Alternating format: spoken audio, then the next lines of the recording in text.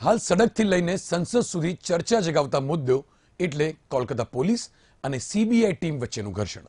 આ બંને વચ્ચેનું ઘર્ષણ તો ક્ષણિક કહી શકાય તેટલું જ હતું, પરંતુ ત્યારબાદ જે રાજકીય આગજની થઈ તેની જ્વાળા હજુ શમી નથી. તમામ રાજકીય પક્ષો આગમાં ઘી હોમવાનું કામ કરી રહ્યા છે. ત્યારે શું છે સિદ્ધ યુદ્ધનો પૂરો ઘટનાક્રમ, જોઈએ આ અહેવાલમાં.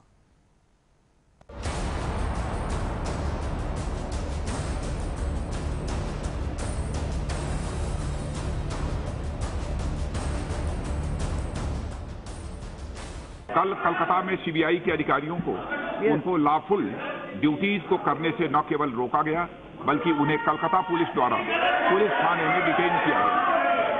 मैं समझता हूं कि ऐसी घटना देश के इतिहास में अनप्रेसिडेंटेड है.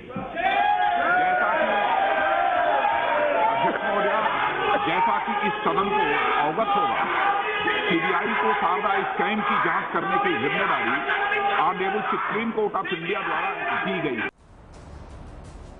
देशना गृहमंत्री संसदમાં આ પ્રકારનું ભાષણ આપી રહ્યા હોય અને પાછળ સીબીઆઈ તોતા તેવા નારા લાગી રહ્યા હોય. 5:45 पर सीबीआई के अधिकारियों की एक टीम कोलकाता के पुलिस कमिश्नर के ત્યારે સ્વાભાવિક સવાલ થાય કે એવી તે શું ઘટના બની કે સડકથી લઈને સંસદ સુધી તેની ગુંજ વાગી રહી છે. રવિવારે સાંજે સીબીઆઈની ટીમ કોલકાતા પોલીસ કમિશનરના નિવાસસ્થાને પહોંચી ત્યારથી આ વિવાદની શરૂઆત થઈ. સીબીઆઈની team Kolkata police commissioner Rajiv કુમારની પૂછપરછ માટે પહોંચી હતી, પરંતુ કમિશનરના ઘરની બહારથી સીબીઆઈની ટીમની અટકાયત કરવામાં આવી અને તેમની પાસેથી કેસનું પેપરવર્ક અને સર્ચ વોરંટ માંગવામાં આવ્યું. દેશના ઇતિહાસમાં બહુ ઓછી જોવા મળતી ઘટના છે જેમાં સીબીઆઈના અધિકારીઓને અટકાયત કરવામાં આવી હોય. એક બાજુ અધિકારીઓની અટકાયત શરૂ થઈ અને બીજી બાજુ મમતા બેનર્જી પોલીસ કમિશનરના બચાવમાં ઉતર્યા અને કેન્દ્ર સરકાર પર સીબીઆઈના દુરુપયોગનો આક્ષેપ કરી ધરણા પર બેઠા. મમતા બેનર્જીના ઉપવાસના સમર્થનમાં દેશના મોટાભાગના વિપક્ષના નેતાઓ આવ્યા અને કેન્દ્ર સરકાર પર સ્વાયત્ત સંસ્થાઓના દુરુપયોગનો આક્ષેપ કર્યો. વાસ્તવમાં આ રાજકીય ઘમાસાણની ઇમારતના પાયા તો 2013માં નંખાયા હતા. આજથી લગભગ 6 વર્ષ પહેલા પશ્ચિમ બંગાળમાં શારદા ચીટફંડ કૌભાંડ સામે આવ્યું હતું, જેમાં રાજ્યના અનેક નાગરિકોએ પોતાના નાણાં ગુમાવ્યા હતા. આ કેસની તપાસ એસઆઈટીને સોંપવામાં આવી હતી, જેના મુખ્ય તપાસ અધિકારી કોલકાતા પોલીસના વર્તમાન કમિશનર રાજીવ કુમાર હતા. આ હાઈ પ્રોફાઇલ રાજકીય કૌભાંડમાં તૃણમૂલ કોંગ્રેસના અનેક નેતાઓ પર આરોપ હતો.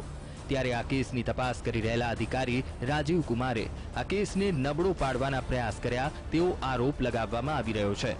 સીબીઆઈનો આક્ષેપ છે કે તત્કાલીન તપાસ અધિકારી અને કોલકાતાના વર્તમાન સીપી રાજીવ કુમારે આ કેસના સબૂત નષ્ટ કરવાનો પ્રયાસ કર્યો હતો. જો કે આ કેસમાં રવિવારે તપાસ માટે પહોંચેલી સીબીઆઈ પાસે પણ પૂરતા પુરાવા ન હોવાનો આક્ષેપ કરવામાં આવી રહ્યો છે. રાજીવ કુમારના વકીલનો આક્ષેપ છે કે કોલકાતા હાઈકોર્ટના આદેશ પ્રમાણે સીબીઆઈ આ રીતે પોલીસ કમિશનરની તપાસ કરી શકે નહીં. રાજીવ કુમાર આ કેસમાં આરોપી નહીં પણ સાક્ષી છે, તો શાસક અને વિપક્ષ પણ આ કેસમાં એકબીજા પર આક્ષેપો કરી રહ્યા છે. जो भी कुछ हो रहा है वो दुर्भाग्यपूर्ण है. ऐसी स्थिति पहले कभी नहीं आई जब सीबीआई जांच करने के लिए पहुंचे और पुलिस से उनकी आमना सामना मुठभेड़ हो. और मैं समझता हूं उसके लिए वर्तमान सरकार, प्रधानमंत्री जी दोषी हैं. केंद्र सरकार और नरेंद्र मोदी जी के सरकार वो हमेशा जांच एजेंसियों को अपने राजनीतिक विरोधियों को टारगेट करते हैं और उसको जांच को उड़ाते हैं. कोलकाता, वेस्ट बंगाल का तो है, ये रोज कुछ न कुछ हुआ रहता है. तो ये बहुत ही दुर्भाग्यपूर्ण है और मैं समझता हूं कि इसके लिए दोषी केंद्र सरकार है.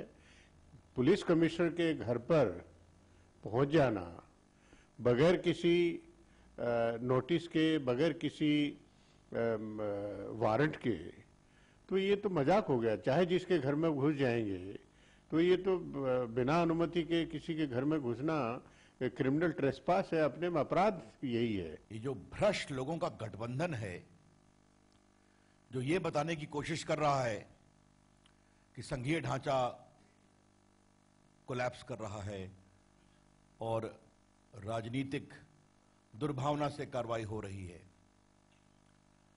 तो पहले उनको एक बात का जवाब देना पड़ेगा, क्या भ्रष्टाचार की जांच करना पाप है?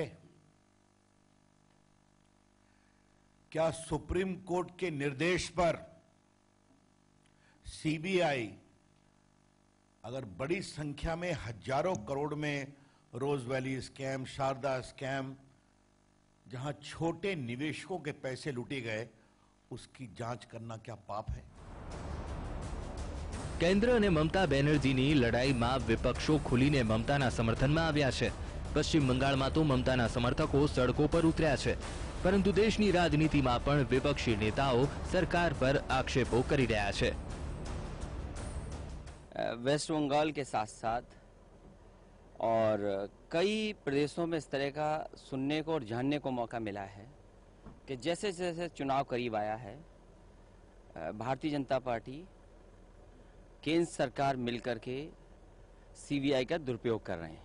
ये बात केवल मैं नहीं कह रहा हूँ, समाजवादी पार्टी नहीं कह रही, देश के सभी राजनीतिक दल लगभग यही कह रहे हैं. जहाँ तक ममता जी का सवाल है, वेस्ट बंगाल में जानबूझ करके भारतीय जनता पार्टी की जमीन नहीं है, वहां पर जड़ें नहीं पहुंची हैं, लेकिन जानबूझ करके धर्म के बहाने शुरुआत की उन्होंने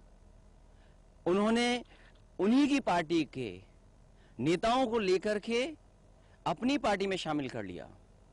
ये बीजेपी का तरीका है. लेकिन आप क्या कर रहे हैं? सीबीआई से विपक्ष को दबा रहे हैं. क्या दुनिया में ऐसे लोकतंत्र में होता है क्या? संस्थाओं का दुरुपयोग किसने किया है? संस्थाओं का अगर सबसे ज्यादा राजनीतिकरण अगर किसी ने किया है तो भारतीय जनता पार्टी ने है. मुझे याद है कि प्रधानमंत्री जी का भाषण हम सुन रहे थे, और भाषण सुनते सुनते उन्होंने कहा कि 9-9 घंटे सीबीआई हमें बैठाती थी. इसका मतलब 9 घंटे सीबीआई उन्हें बैठाती थी, इसलिए 9 घंटे दूसरों को भी आप बैठाएंगे. ये कहां की परंपरा है? શાસક અને વિપક્ષ ભલે આ કેસમાં રાજકીય આક્ષેપ પ્રત્યાક્ષેપ કરી રહ્યા હોય, પરંતુ વાસ્તવમાં કોણ સાચું અને કોણ ખોટું એ તો અદાલતના ચુકાદા બાદ જ ખ્યાલ આવે. આ કેસમાં સીબીઆઈ પણ સુપ્રીમ કોર્ટમાં પહોંચી હતી. જો કે સુપ્રીમ કોર્ટે મંગળવારે વધુ સુનાવણી કરવાનું જણાવીને કહ્યું કે સીબીઆઈ પાસે કમિશનર રાજીવ કુમાર વિરુદ્ધ સાબિતી હોય તો રજૂ કરે. સાબિતી હશે તો કડકમાં કડક કાર્યવાહી થશે, પરંતુ સાબિતી હશે તો જ કાર્યવાહી કરવાની છૂટ મળશે. ત્યારે આ રાજકીય ડ્રામાનો અંત કેવો હશે એ તો સુપ્રીમ કોર્ટના ચુકાદા બાદ જ ખ્યાલ આવશે. Bureau report, VTV news.